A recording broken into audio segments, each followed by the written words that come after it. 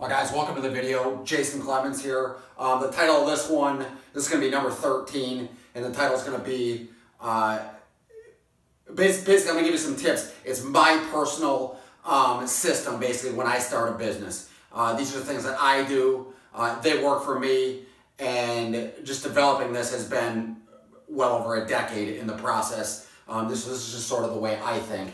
And I like to start all these with a quote, because a quotes basically are from, the quotes we share are basically from successful people, and they give you an idea of basically a train of thought, which is important.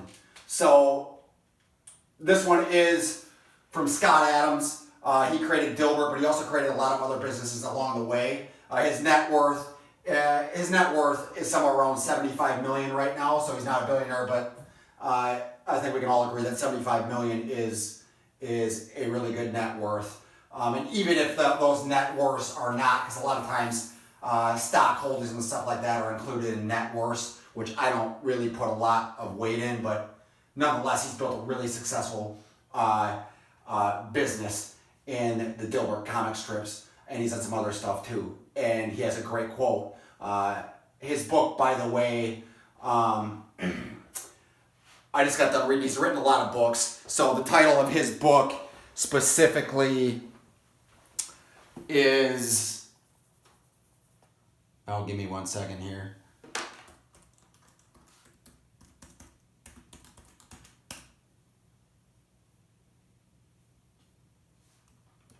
One second.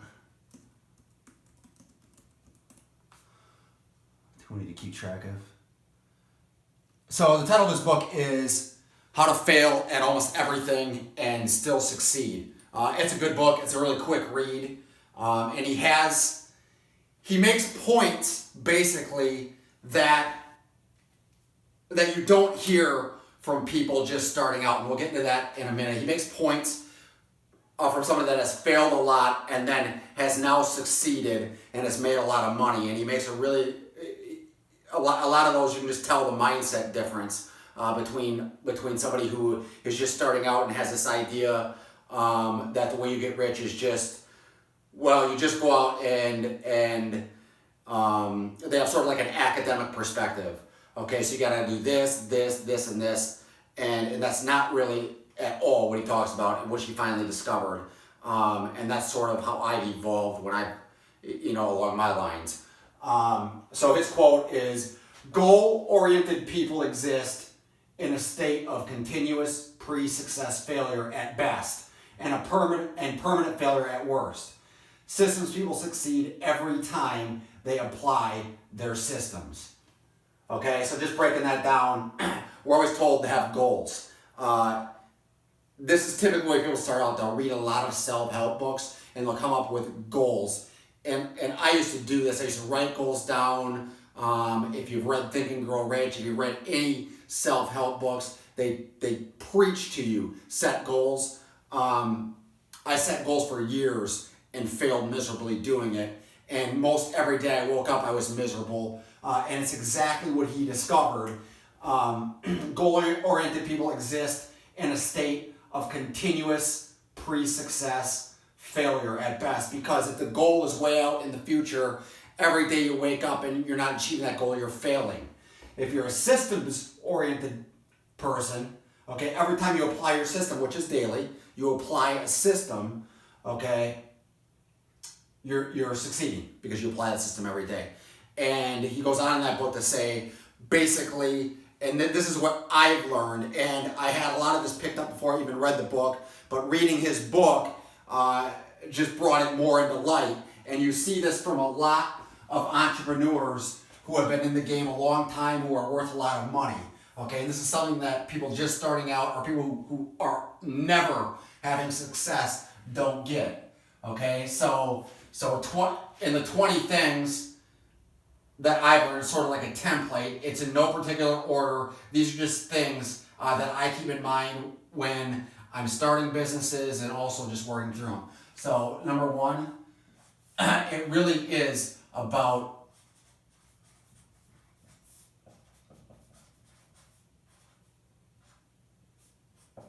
mental energy. Okay, being able to keep yourself in a state of continuous mental energy. And so basically what people do is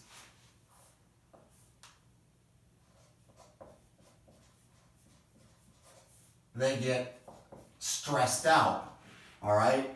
And they get stressed out because they have this goal. And so consequently, that's number 2. But they flow together. And I want to make sure that I say this correctly. Okay, so I set very few goals. Okay, I'm not going to say that I don't set any, but I set very few goals. And the reason why is when I first started out as an entrepreneur, and we talked about this in the past, all right, I had this goal of making, it was $20,000 per month. Okay, and that sounds great. That sounds great. That's life-changing income for most people. It sounds great. I had this goal of making $20,000 per month, working out of my house. So this was way over 10 years ago, before I even got started in the internet. So I was doing things like networking companies and things like that, trying to achieve this. And even when I was doing real estate, I was trying to achieve this. And every day I woke up, it's like this goal, if this goal is here, or you're here, this goal is way out here. And Dan Sullivan consequently talks a lot about this. And for those who don't know, he has a great course. Just look up Google Dan Sullivan. But he has a great business course. That if you take, you're really going to get this, but his podcasts are great too. Okay, so the bottom line is, if your goals are out here, always looking ahead, and you're never really there. Okay, and so as Scott says in his quote, you're in a constant state of not being there.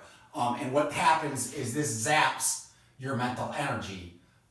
Basically, okay, it kills it. So like most, especially entrepreneurs who are younger, but any entrepreneur, you could be 50 and just starting out, what most people do is have their goal right out here, and then every day they wake up, when they first start out, it's guns blazing. They're really pumped up, their enthusiasm through the fucking roof with what they're doing, but over the course of, it typically takes about a year, a full year, to some about 1 year out, when they're not even close to this goal, and in most cases they're not making much money, and they just start to tank. Okay, and it basically zaps their mental energy. Now there's more to zapping your mental energy than just setting goals right out in the future, but you get the point.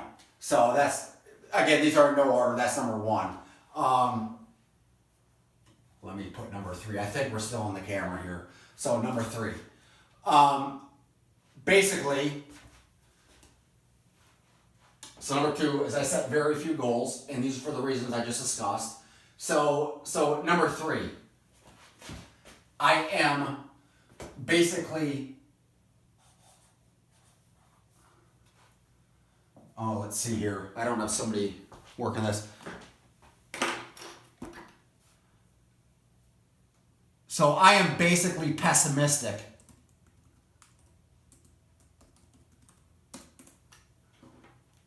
And if you don't know what I'm doing, I'm looking up the spelling. I'm basically a pessimist.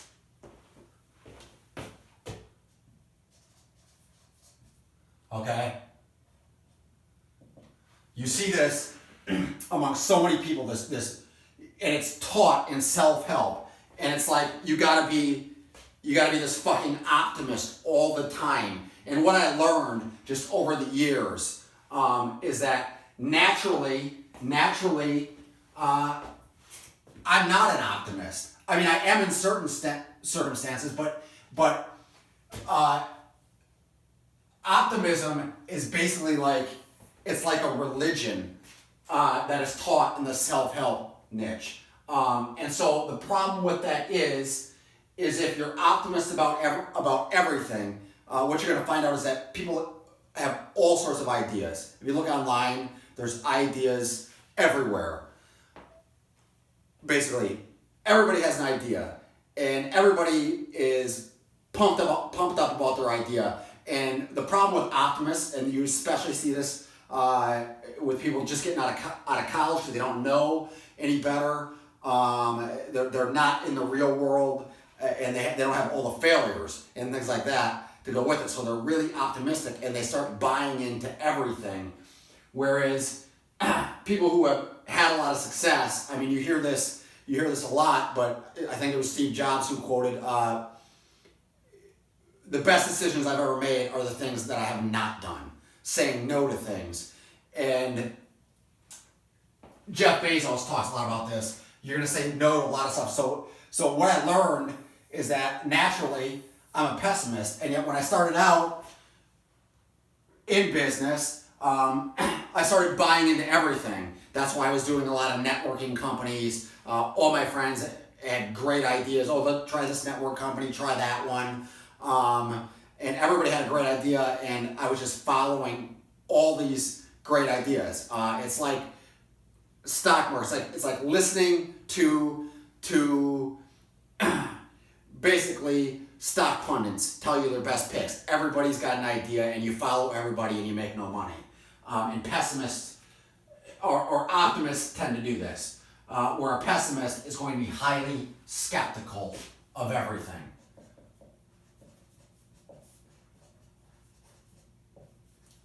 So, before I start any business, all right, whether I come up with the idea or whether somebody approaches me, before I even ever get involved, I almost always now say no. Okay?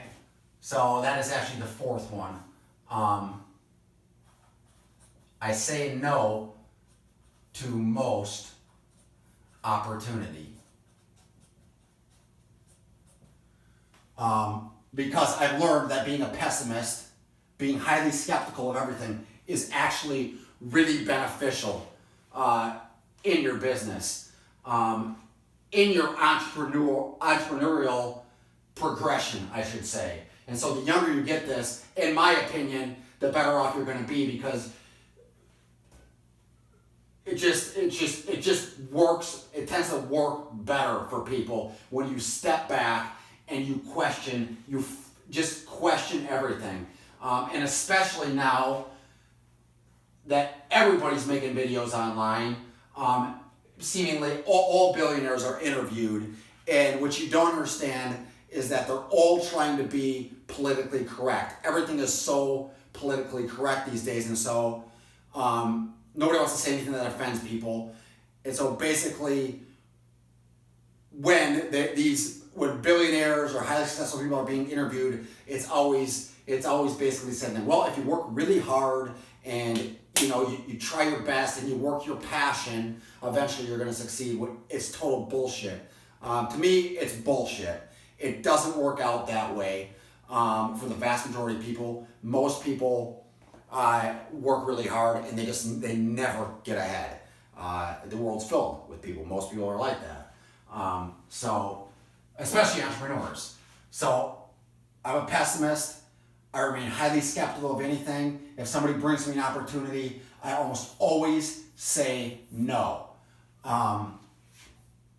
And again, another book that I can point you to, I'll just write the books that we talk about up here.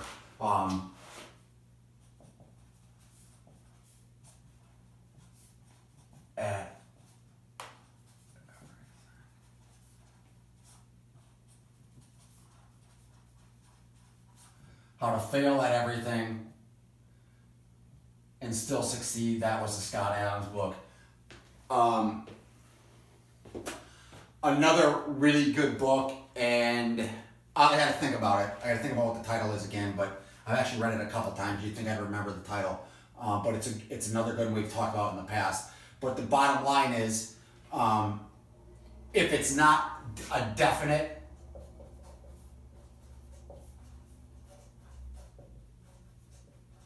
yes, then it's a no, okay? If it's not a definite yes, then it is a no, period. And that is hard, really fucking hard to learn. But it makes perfect sense. I mean, just look at, you compare this to life. Being a pessimist, saying no, you compare it to life. Just look at like the animal kingdom. Animals that grow, I mean, it's really fucking wild and dangerous out there. So animals that grow up, they generally avoid. So just look at, like I do a lot of fishing, just look at fish. Bigger fish, it's really hard to get them to bite, okay? Because they almost always say no. They're pessimists. They say no to the fucking bait unless they're definitively positive, because they know there's danger. There's danger where the younger fish that tend to get eaten, they're saying yes to everything, okay? So say no. The fifth one is, we've talked about this,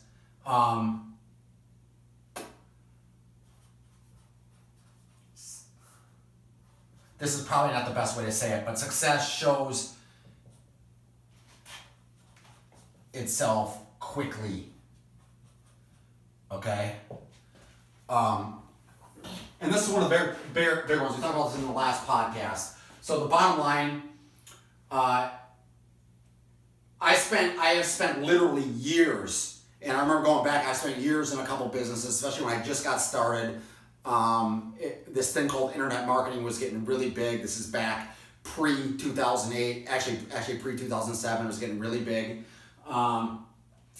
And the bottom line is, I started businesses, and basically through promotion and through sales, I could never get my revenue higher than what I was spending. So in other words, my profits were stagnant, no matter what I tried. And I was under this mistaken notion that eventually I would just find the right way, or the right thing, or the secret, or the tip, something that would basically catapult me, or catapult this business ahead. Because I was under this notion that squeaking by in a business, while that was success, and I could grow that business from there. But I just learned that in most cases now, it doesn't work that way, okay? In most cases, if you have a product or whatever you're selling, if you're in a service business, it doesn't take a Herculean effort to market that if it's something that people actually want. I should say this, if it is in the context, the right time, the right place, with the right product or service, you don't have to spend a Herculean effort, and it does not take years to succeed, okay? And I forget where I first learned that, but I read that in a blog post somewhere, and it just made sense, because nothing was working. Generally speaking, if your idea does not show early signs of the potential of being extremely successful, meaning it doesn't take a Herculean effort to market that, you should probably quit and move on to something else. And that's something that nobody else basically talks about. There's this idea that hard work and grinding it out is virtuous, and it's just not. Like, you'll spend years and years on end, and you'll get nowhere with this idea that somehow you can just, get ahead if you just keep plugging, but it doesn't work that way. And so you need to understand that success shows itself quickly, or in other words, you want to fail very quickly. You want to say no to something very, very quickly if you're starting a business. Okay? So, sixth thing I've learned, I'll break it down, I'll get more technical with some of this stuff. But the bottom line is, one of the most important things you can learn, and this seems like it'd be contradictory, but one of the most important things you can learn if you're starting your business is that you want to survive. You need to survive before you can thrive, okay? And this means you need to lower your costs, okay? And so what do you see with so many turnaround stories, or the vast majority of these things, with businesses that are going bankrupt, okay? They bring in a new CEO, or this happens every day with smaller businesses. You never hear about it either.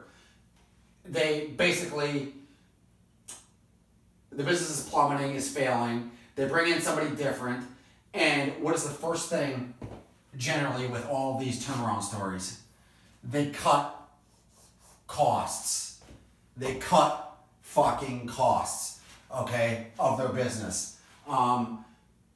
Costs are more important to getting rich than what you're actually making when you're in a business. You want to cut the costs, okay? So that includes things like rent, anything. You can put anything in this category. Rent, website building, ad spend, although ad spend is very important. You just don't want to be overspending on ads to where you can't make it. Any of these things, you want to try to cut all your costs so you can survive,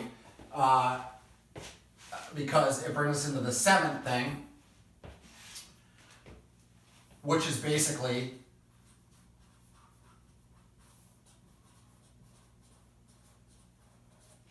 there's this thing called regression to the mean, okay? Basically, if you're not making anything, if you have a viable business, success in that business should show itself really quickly, okay? And the longer you can survive,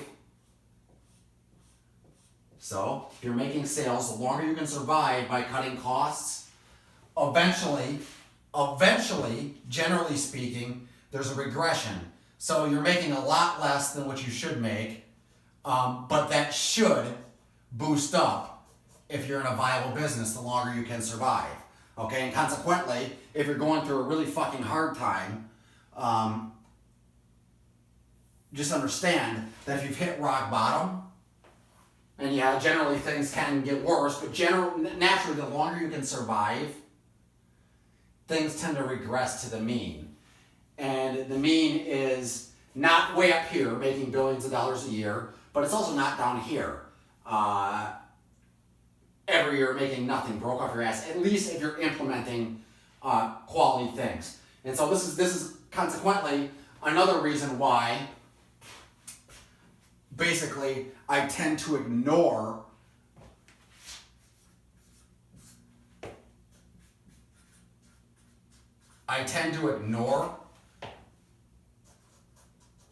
hype. It doesn't mean I'm not it doesn't mean that I can't be pulled into the hype. Okay, it's just a natural human quality. Okay, we all are prone to getting pulled into the hype, but so many times now you'll hear about, the 22-year-old who dropped out of college and they built, a $1 billion business. I'm telling you that they got lucky. Okay?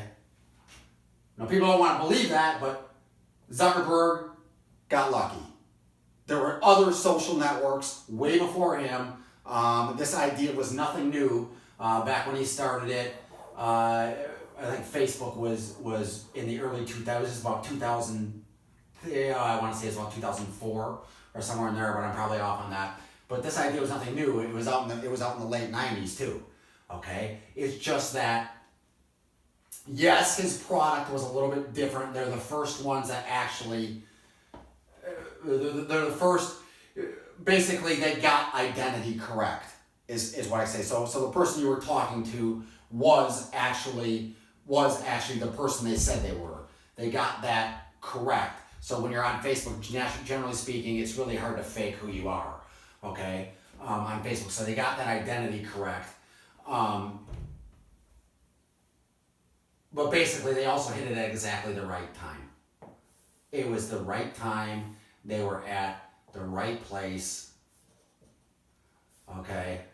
And then they also found the right investor Peter Thiel, okay, who talks a lot about being at the right place at the right time, and he invested that $500,000 and boosted them, okay? So basically though, this is a lot of luck that people don't want to say, okay? And so I ignore the hype when you hear the media saying, or if he were interviewed, if Zuckerberg were interviewed when he was 22 or 25 or whatever, and he said, well, this is what I learned about success. Well, the truth is, now this sounds really pessimistic, but it's really benefited me. The truth is that most of what he's saying is probably just loaded with partial truths and a lot of BS. Because generally speaking, what you want to look for, okay, you ignore the hype, what you want to look for is a long track record of success, okay? And Nassim Taleb, I think I spelled that right, in his book, Skin in the Game, and he talks about it in each of his books, but brilliant, highly recommend that book, highly recommend Anti-Fragile, highly recommend his other book, Fooled by Randomness, is you don't want to look for these anomaly success points and then try to draw conclusions from them, because so much of that is just luck. You want to look for the long track records of success, okay? That's really what you want to look for. So somebody who's been in the game a long time, 20, 30, 40 years, and had a lot of success doing it, is basically what you want to be on the lookout for, okay? And these are the success principles you want to follow. And naturally speaking, what you're going to hear from the 22-year-old billionaire who just got funding, you're never going to hear, cut your costs, because he's never had to cut his costs. He got lucky with the right idea at the right time in the right place, and it blew up, and he had a bunch of funding, okay? And a bunch of, he was backed by a billionaire and other investors who basically saw the potential and wouldn't let it fail. The natural person, he's never going to say cut costs, whereas when you find somebody who's built a lot of successful businesses or taken them over, and you're going to find this one thing. They almost always come in and cut their costs. As bad as it sounds, whether that means laying people off, closing factories, whatever it means, a lot of time, that sounds brutal, but the bottom line is most businesses cannot support the costs that they actually carry, okay? Because they're run by people who don't get that the way you get wealthy, the way you make a successful company is not just with a great product or service. Many times it's more importantly the cost factor, okay? It's cutting your costs, cutting your rent and everything. So that's a huge one. Look for long track records of success with what you're doing, okay? Number 10. And I'm trying to figure out how to word this one. So the bottom line is, pay very little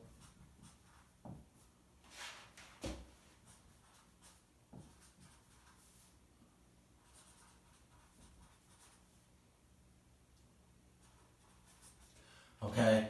Pay very little for web development. Talked about that in the past. I'm not going to pay a web designer $20,000 unless there's something really rare that I need, but there almost never is, especially when you're just starting out. There's almost no excuse to ever pay for a super expensive website or web developer. It's stupid. This is generally, for most people starting out, they think they need to spend a shitload of money here, and so they're going to drop, $5,000 or more. I mean, I've seen people blow through $100,000 just in web development within the first 6 months, and their websites don't do shit. Okay, what you want to do is you want to cut out all the costs. And these days, you can build a website for free. Basically, you can do a website for free. That's easy. They're templated sites. We talked about that in the last post. But 11 would be basically a take on this.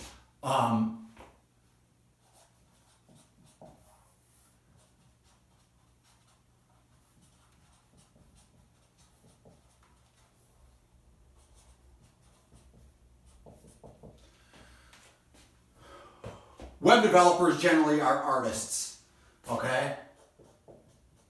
They're not bottom line people. There's nothing wrong with artists. Art is definitely important, but they're not bottom line people. I got my start in direct response marketing. One thing you learn after running lots of these things called split tests, it's just where if you have a page A and a landing page B, you run the same amount of traffic to both of them, and you see which one converts better. One of them is naturally going to convert better. You can do this with all sorts of things. Headlines, page colors, and we talked about this in the past. One of the interesting things you learn is that ugly converts better than pretty. Ugly converts better than pretty. Now, that doesn't mean it has to look like shit, but what people are generally looking for, especially you learn this on YouTube videos too, people try to make highly professional YouTube videos, and generally speaking, when it's guys just sitting down, guys or women just sitting down and talking, real, wearing real clothes, not all dressed up, generally speaking, people are looking for real fucking information, and they can tell if you're full of shit. And it's one of the hardest things to learn when you're starting out making websites or making videos, that the people are more concerned about the content. They want to know that you're real and your delivery is real than making everything look super professional, or what I like to call pretty. And so basically fucking ugly, if you can get this, and it's true, the more you study split testing, and I've spent thousands of dollars on split testing, generally speaking, ugly converts better than pretty. So you don't need to pay for highly professional looking stuff. Save the money, cut the costs, understand that, okay? You want a good idea on a very simple, plain looking website just to see if that is going to convert. And then from there you can expand it. So we're still doing good on battery. Okay, so number 12.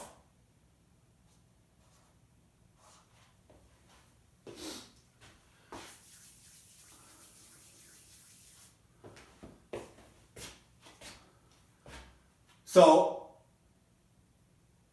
one of the things, and this goes back to everything else, and I'm just ad-libbing these, I'm pulling this off the top of my head, but these are the things that I think about when I'm starting a business in my day-to-day entrepreneurial life. So number 12, basically, is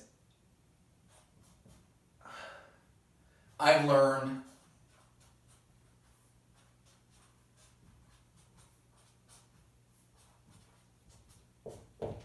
exclamation, that experts are full of shit, okay?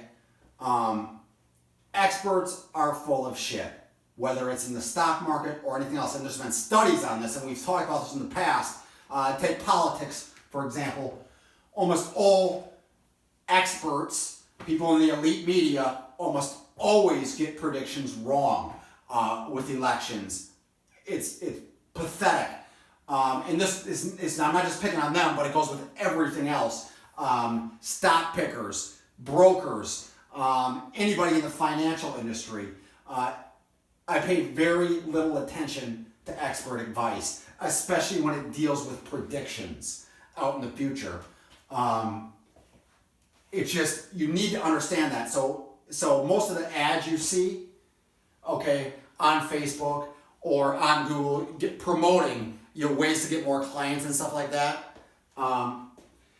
These are coming from what I term people who think that they are experts, okay? And a lot of them might have really good success, but it seems to be beside the point, okay? Because your business is really about context, okay? And this could be easily number one. But again, these aren't in order. So it's about context. It's about the right service or product, whatever you're offering, at right time, in right place. And there's an addition to that, okay, with the right people involved.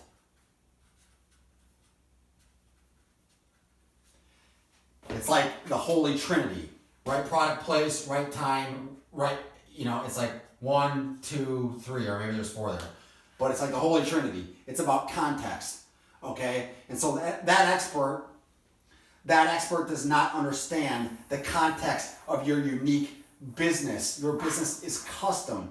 Business is not just about A plus B plus C, okay? This is what academics teach, okay? And I put this here because academics, if you graduate with a PhD or an MBA, they've never lived in the real world outside of academia. They are in a bubble, yet they consider themselves experts. And so experts learn in academia that real life works A plus B plus C. It works linear. It works off of formulas. There is a right answer. It's why most experts fucking fail in real life. Okay, most academic experts cannot cut it as an entrepreneur. Okay, it's why generally you'll see them, stay in the academia, or they'll go out in the business world and they'll go back and try to get a tenured position. Okay, and Peter Thiel talked a lot about this actually. He graduated from Stanford with a law degree. Talks about the way he sees it, and Elon Musk says another way. Don't hire MBAs to run your company. Basically, there's no way faster to kill your company than hire an MBA because they deal in a linear progression. Entrepreneurship is about context. It's about nuance. You have to be able to understand that different times and places call for different actions, and it's being flexible in order to change that up to match what you have with the context of the situation. So 14, and if this video cuts off, I'll just start a number 2 video for it. So 14.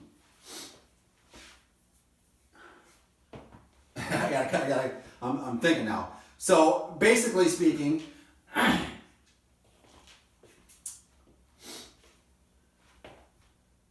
want to make this its own. Actually, I want to call this competition. Okay, so competition, generally speaking, this is another one. One of the things I always ignored when I started out, and because you want to make money, you need to make money, and so you can't be as focused on competition and other things when you're starting out. You're just looking for ways to make money, okay? Which is why, generally speaking, most people come online and they'll go into the fitness niche, which I did. Or you'll see a lot of people going into real estate as a broker or as agents. And there's lots of chiropractors and lots of attorneys, okay? Because these are generally places where we equate, well, you can make good money doing this. But while you can, what you're never going to hear is that most attorneys don't make shit for money, okay? Because there's too many fucking attorneys. The last thing the world needs is another attorney, okay? The last thing the world needs is another real estate agent. The last thing the world needs is another chiropractor or another fitness guru or expert or trainer. The world doesn't need any more of these things. And so if you're building a business around these things, understand, and this list could go a mile long, that there's this thing called competition. And competition, no matter how good you are, yes, it can make you better, of course. You can become a better marketer and a better all-around entrepreneur through competition. And I'm not saying it's wrong, but I'm saying that competition will, in fact, kill profits. And so if you are the 10,000th real estate agent who's going to go out and build, and he wants to become a broker, or he or she wants to become a broker, and you build your business, okay, around this, building a website, trying to get people to your site and leads, just understand that if you're the 10,000th one in your city or your market area, it's going to kill your profits no matter how good you are, almost always, okay?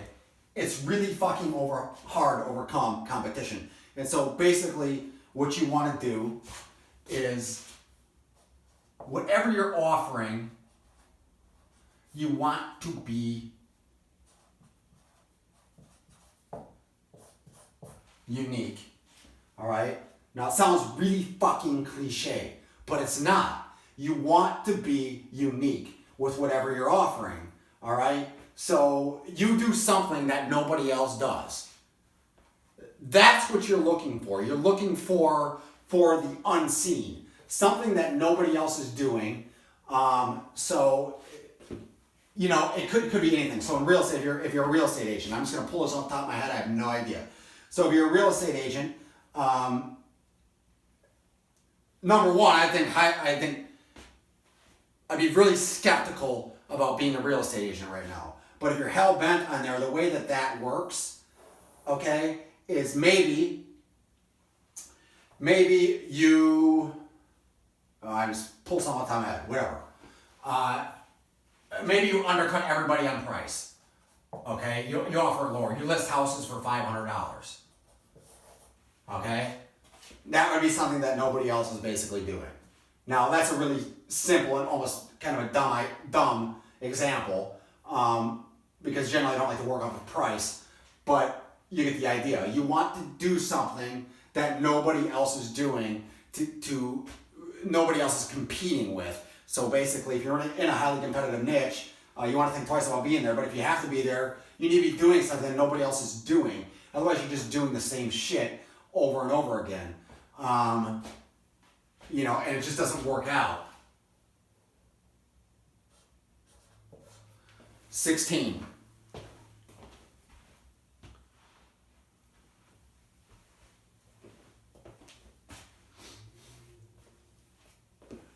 So, one thing that I've learned the hard way, and this is probably the number one lesson up here that people learn the hard way, okay?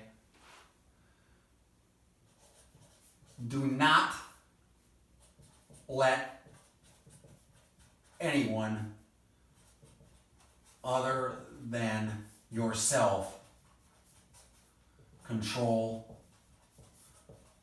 the money.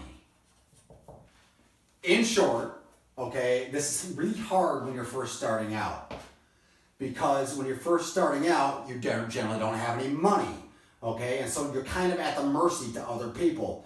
What you want to do, and Dan Sullivan talks a lot about this, we talk about that right up here,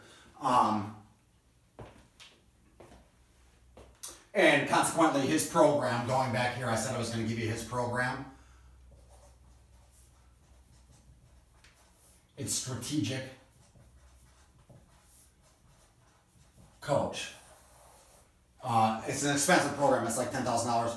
I personally have never done it, but a lot of his podcasts and his books are brilliant. They're brilliant. And so if his course is anything like that, and I get no money for saying that, it's just listen to his podcasts and his books because they teach you about the right frame of mind.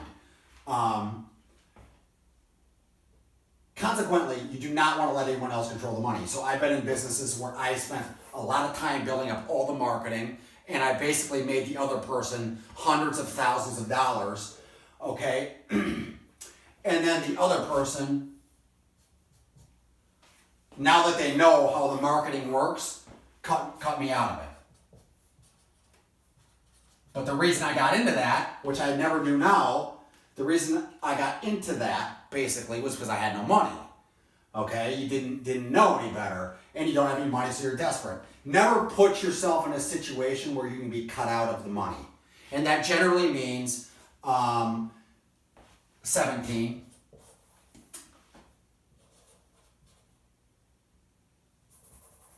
to at all extent possible, avoid funding. Okay, avoid being funding. I know it's a Silicon Valley cliche term. Okay, where they talk about having your business funded by angel investors. That's a big one now, and people like that. But when anybody, are you watching on Shark Tank? Shark Tank is not the way that the actual business world works. It's not. You're not taking your idea and presenting it to 4 people in suits, okay, to critique your idea. It's a very linear approach, but it's made for TV. It's not the way that real business works. It just fucking isn't. Those people on Shark Tank, okay, you got to look at how they've made their money, okay. So, and I don't know the backgrounds and all, but you got to pay attention.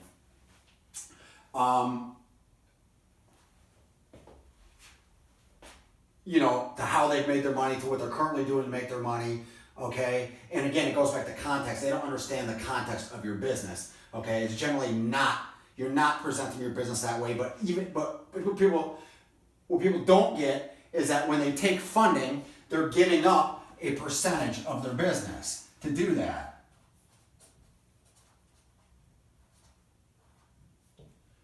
Okay? You're generally giving up a percentage. So if you're giving up 20% of your business or 50% of your business in the beginning, okay, and then you actually hit on your business and it starts making a lot of money, and let's say that business is making $1 million a year, well, you're giving away $200,000. And I will guarantee almost to a fault, to a T, that everybody who's done this, including Zuckerberg, giving away a lot of him, wishes he would have found a different way to do it. Okay? Because when you're making money, you don't want to give it away because you're the one putting in all the work. Which is consequently why I try to avoid business partners. It almost will always end in resentment with a business partner because one person inevitably is going to do more work than the other person, and the other one's going to resent that person. If you're 50-50, now you have somebody doing no work yet calling the shots. It's always going to result in resentment. And probably the biggest people, and I'm not saying always, I do have a few business partnerships right now, but it's got to be the right fit. So I'm not saying this always does not apply, but almost always you want to do it on your own because you can always hire what you need, generally speaking. But, so to speak, the reason you're taking on a partner has a lot to do with confidence, okay? There's things you don't know and it makes you insecure when you're starting a business, so you lack the confidence. And so you want to bring somebody in that maybe knows something that you don't. And almost always, people are trying to get out of their partnerships because they're the ones doing all the work. And basically they view themselves, it's just, you begin to resent the other person. Okay, so 19. Again, I said I was going to get technical on you. So naturally speaking, at this point in progression of my businesses, I avoid SEO, search engine optimization. In the online realm, that is the cliche term. It is SEO. There is this idea, okay, that the way you're going to avoid funding or avoid partners or avoid all this stuff is you need a way to generate revenue, and you generate revenue through clients. And if you have no money, the way you're going to get clients to your business is by getting free traffic to your website, okay? And so you go into SEO. You write lots and lots and lots of content out to it ad infinitum, basically, and with this idea that you're going to get free traffic. And yes, it does work. Like I said, I've built websites that have gotten 2,000 people a day, over 60,000 people a month. So flowing, but it will be taken away all at once. So if Google controls your traffic, you're going to be fucked at some point in the future. Okay? And if you haven't seen it, more so than not, this goes back to not believing experts. Okay, so Google is loaded with people who are, quote, what you would call academic experts. They have an idea of what content should be at the top. And this is why when you go, especially in the fitness niche, but anything health related, legal related, you're seeing the same sites pop up over and over and over again. It's because they are basically paying there in a way to be at the top of Google. Whether Google will never tell you that, but it's just the progression. Everything becomes a bureaucracy. Okay, Google's been around a long time. It's going to flow towards bureaucracy, and generally people who are running bureaucracies or are academic expert types. And so you're going to see through regulation, the big guys will win. They will fuck the small guys. It's what's going to happen. And so I avoid SEO. I don't have anything else to do with it because it goes back to setting yourself up. If all your traffic is coming free from somebody else, then it can be taken away. Okay? Number 20, things that I've learned as an entrepreneur. Generally speaking,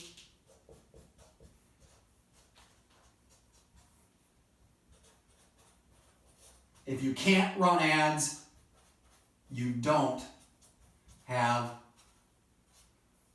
a business. Okay?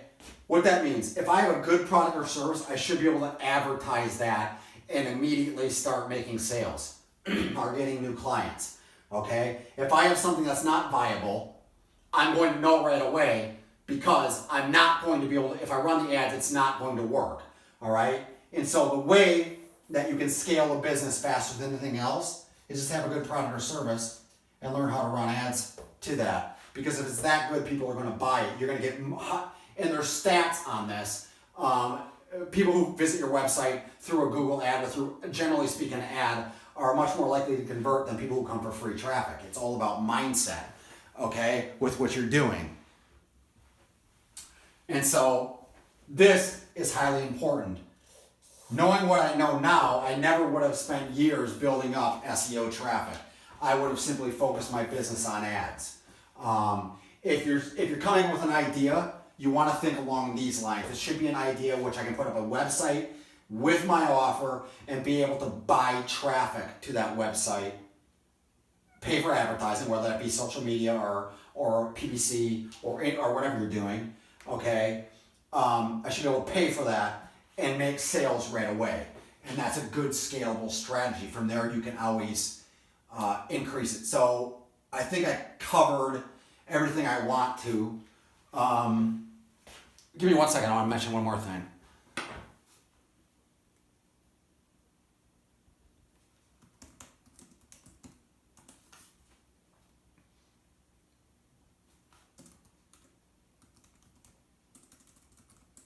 One second. Let's go look something up. Okay, so one of the things I want to go back here to funding, because it's just a big thing that people think about. They're always looking for funding, and generally speaking, if you're looking for funding, it's not really for the business, which is why I virtually will always say no to giving somebody money for their business. Okay, because people are looking for funding not for the business, but for their pocket. Okay? Generally speaking, they have a business idea.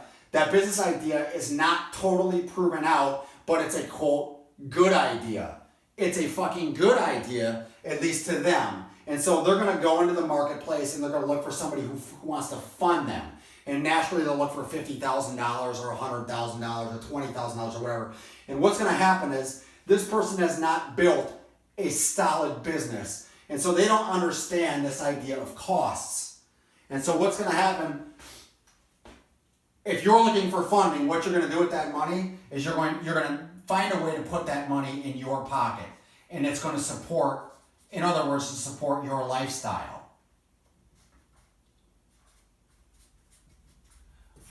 Okay?